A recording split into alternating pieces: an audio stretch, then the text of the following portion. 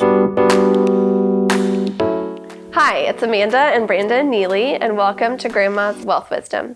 Obviously, we're not Grandma, but we love to follow her time-tested wisdom about managing your cash flow and leveraging your assets. Today, we're answering the question, how much should I save?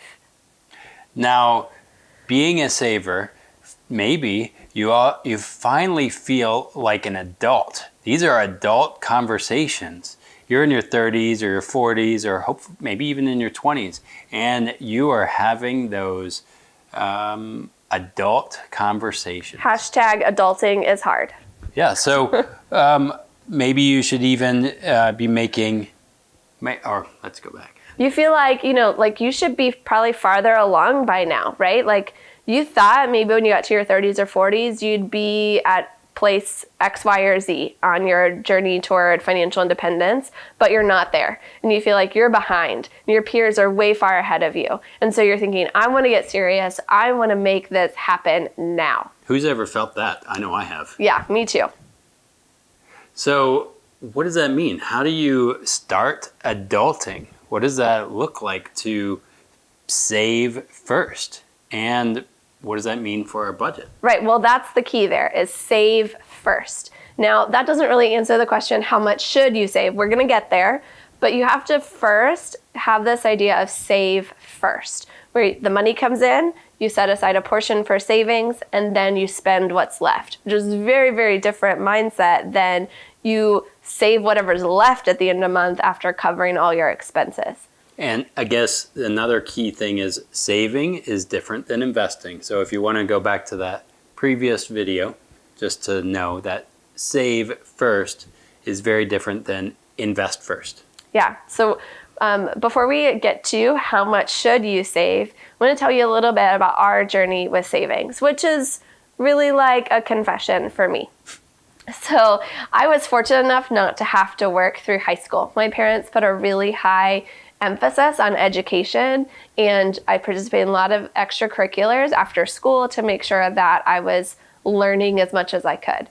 But then the summer between high school and college, I got a summer job. It's a really great job. I made a good amount of money, not a lot, but for an 18-year-old, I felt like I was making good money.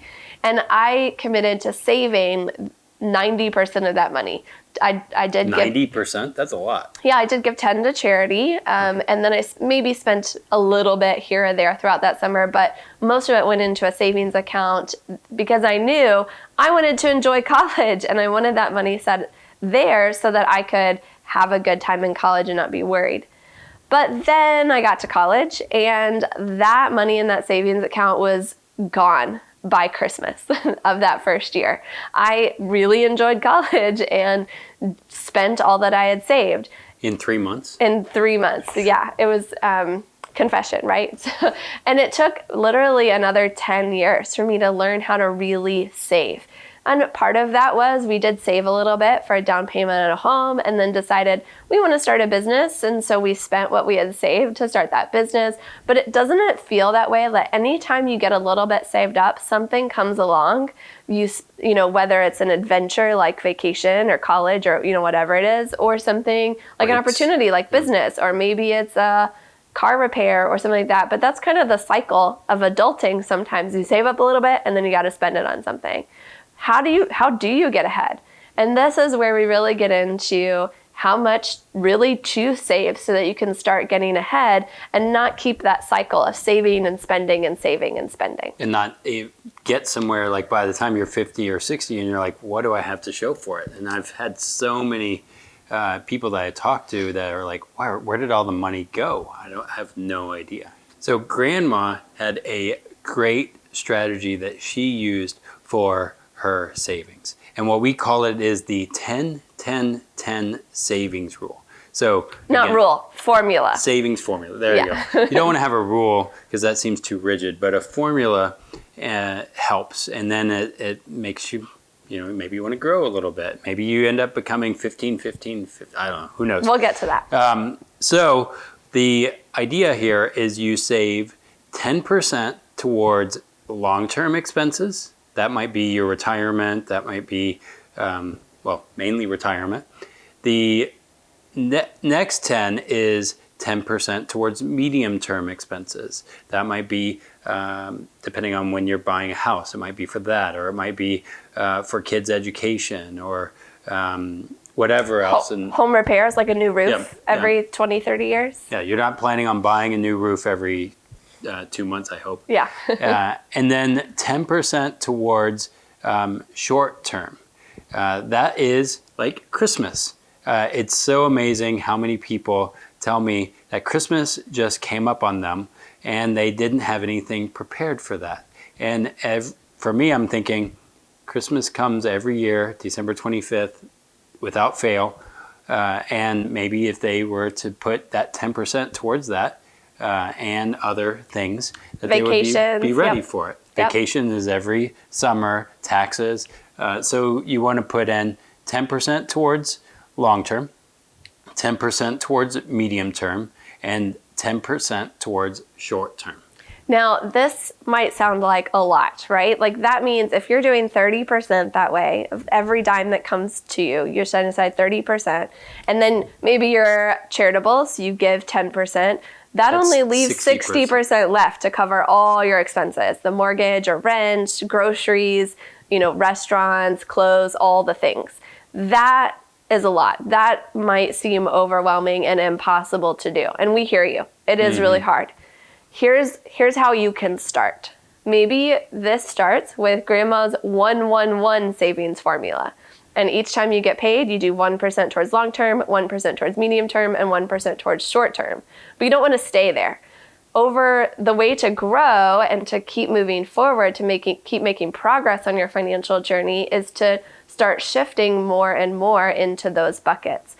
And what we recommend is shifting 3% each quarter, which is really 1% a month, but you're just doing a quarterly basis, so it's not that much hassle or work for you to do. So each quarter, you could take that 1-1-1 and make it 2-2-2, or 4-1-1, or 3-2-1, or some combination, as long as you're adding 3 points to those, and you've got something going into each bucket. Short term, medium term, and long term. And guess what? You could also do this with charity, right? If you want to give 10%, you want to be a tither, like they say, maybe you start with 1%, and then each quarter you increase it, or maybe you just jump in with 10% right away. Up to you, your call with what you do there. So an extra tip here is if you want to be a giver or tither, you can do the same thing. Yep. So start with 1%. And then increase that every quarter, right? So again, it might be 1% that you're giving, and then it increases to 2% and 3%, and up until we get to that 10% number. Yep. So that's and we tithing. did the math for you. If you want to be a saver and you start with a 1-1-1 formula, it'll take you 2.5 years, moving 1% a month or 3% per quarter to get to 10-10-10. That nice long trajectory, nice long time, and you're going to learn a lot as you go through that.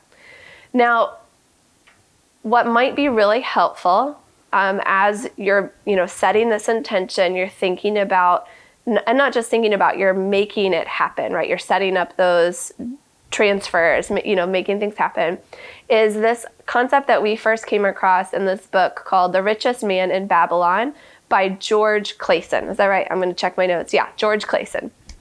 And I'm going to read this because it's really powerful. So in this book, they advocate this almost like mantra. A portion of what I earn is mine to keep. A portion of all I earn is mine to keep. And, this wiser person is teaching this younger person, that's just getting started in their financial journey, what to do. And they say this idea, portion of all I earn is mine to keep. They say it in the morning when you first arise, say it at noon, say it at night, say it each hour of every day, say it to yourself until the words stand out like letters across the sky. A portion of all I earn is mine to keep. If you're not saving anything, you're spending all that you earn, and it's going to someone else. But if you really believe and get this mindset ingrained into you that a portion of all you earn is yours to keep, that's called saving. Mm-hmm. And the bigger that portion is, the more you're able to build wealth, break that spending saving cycle, and really create an independent financial future. And I think, this book is a really, really powerful book. I recommend. It's a kind of like a novel and a lot of parables. So I really like that style. And also, we have to realize we are in America. We are in a consumer world. Everything is built on our economy is all about consumerism. And so thinking in this other way, we become less consumeristic and more free. And there's a freedom that goes there when we're not just there to be transactional, not a person. So this whole idea of save first, and if you really pursue this, it's transformational in and of itself. And then the wealth that you can accumulate through saving first can then be even more transformational. But just going through this journey, changing the mindset and your habits is going to really change the relationship you have with money. We believe that. And if it doesn't, let us know, because we'll fix what we believe there. But really, if you pursue this and you don't experience transformation, I'd be really surprised. And part of why I'd be really surprised is because we see people do this all the time. We work with 23-year-olds that start saving first, their first job out of college. We've worked with 60-year-olds that start this when they're 60, and they experience transformation. Really, wherever you are, whatever point you're starting with, this can work for you. And we just encourage you to start. Wherever you are, start with what you have. Start maybe 1-1-1 or 3-3-3 or 10-10-10, whatever works for you, but then continue to progress. And maybe you blow 10-10-10 past that, right? Like you get to 20-20-20 or 15-50, whatever works for you. But this formula, this way of thinking about saving first, is what is really important. It's time to turn these insights into action.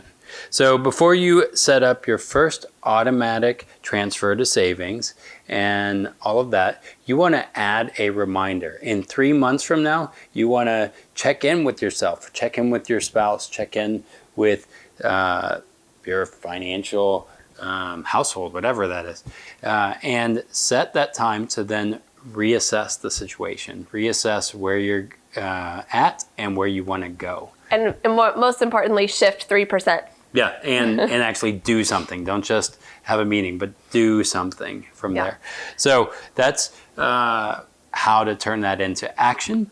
And also, what we'd love is, of course, go and hit subscribe. And if you like this episode, of course, there's all kinds of links and content that we're going to have in the description here. So go down below and click on the links there. And there's going to be some amazing resources for you to check out, free resources for you to help you on your financial journey.